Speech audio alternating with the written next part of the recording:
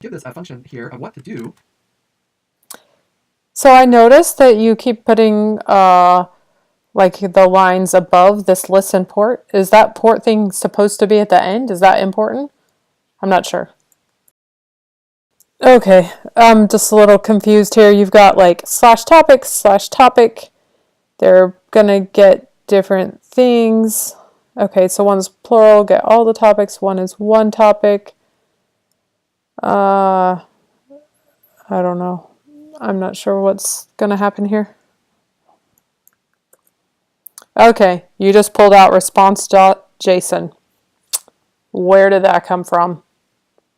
And why is it being used? That's like first time. I mean, I have seen it in some other videos, but up to this point, this has not been introduced. So I don't know exactly what's going to happen there.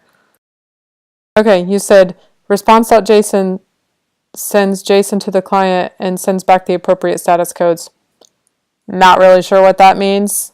Sends it back to the client. I think it means, you're getting a JSON file in your browser, or, I kind of have an idea I think I have an idea of that, but like appropriate status codes, I don't know why we even brought that up, but. Okay, so I don't totally understand like what's happening here. I've seen this in our other apps, but so let me just state what I think. So you have this thing that's like slash topics, which is a get request. And so then you have this function, a request and a response. And you've put this variable of results, and you've given that variable the JSON file, and then you've put this rest.json results. So I guess that's how you are like printing that to the screen. I mean, it doesn't say to write it anywhere. There's no HTML, but that's what showed up in part of the video. So, but I'm not exactly sure why. So I'm gonna make a guess. What I think is happening is that this request thing here on line 11 in the function is the part that gets this thing that says topics. And then it says, if I find this thing that says topics, I'm going to return the response. And then the response is the stuff that's inside these brackets. I think that's what's happening. So helps me to state that. If not, correct me. That's different than the public page, because in the public static page, the HTML, it just reads the HTML. So this we have to tell it what to put to the page by what we have in the brackets. But we don't have to do that with the static thing.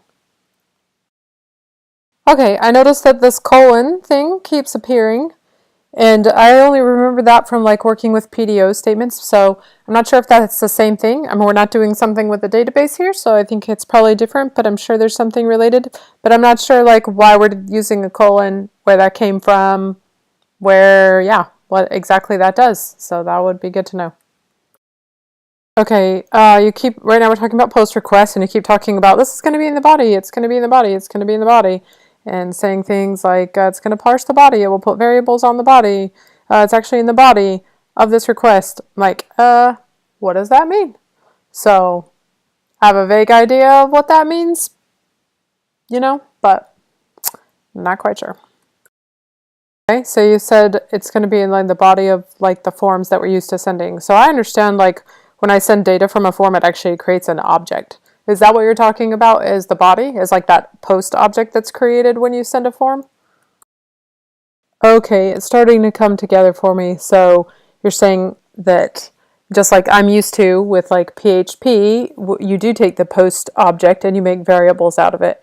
And you're saying that would be challenging to do with the way that this data is coming. So now you're going to go use a library that's going to go do that thing that I'm used to doing by hand in PHP. Okay, so I noticed that you just said use for that. So now you've added like another use statement. So that's interesting, and I need to learn more about that. So is the request.body name, like the body part, something, the body part, is that something that I can only use because you used that URL encoded function, that .use rule? Or is like .body something that I can use at other times?